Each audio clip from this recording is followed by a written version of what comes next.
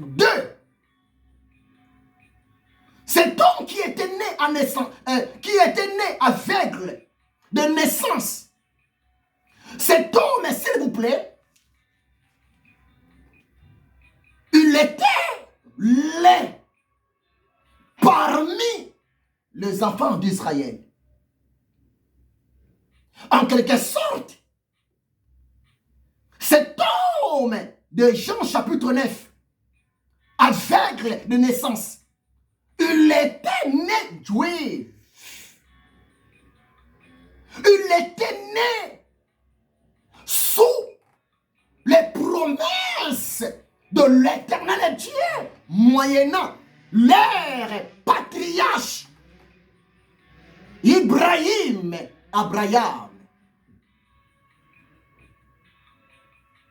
En quelque sorte, l'homme de Jean chapitre 9, aveugle de naissance, en quelque sorte, il était né un héritier.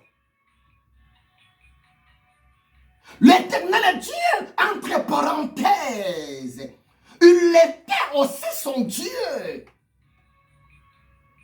Cet homme devrait bénéficier, s'il vous plaît, de plusieurs bénédictions que l'Éternel Dieu a disposées devant son peuple Israël.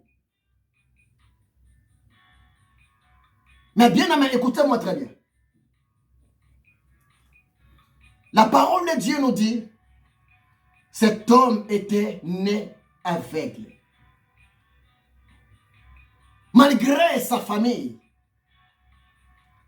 malgré sa racine juive, malgré il était compté l'un parmi les monothéistes, les gens qui adorent un seul, le véritable Dieu, Adonai, El Shaddai. Mais cet homme était né aveugle.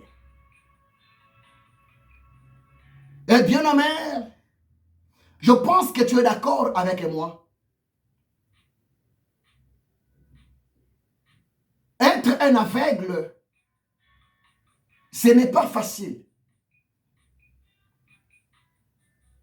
Parce que être un aveugle, en quelque sorte, c'est comme si vous êtes obligé, même à 70%, d'être soutenu, d'être accompagné, d'être aidé, d'être orienté par les voyants, les hommes qui voient, les femmes qui voient.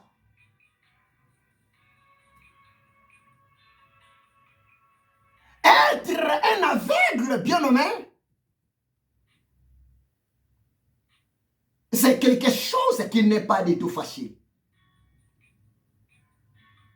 Et jusqu'à tel point, l'aveuglement est considéré aussi sous forme d'une malédiction. L'aveuglement est considéré sous forme d'une punition. L'aveuglement est considéré sous forme de blocage.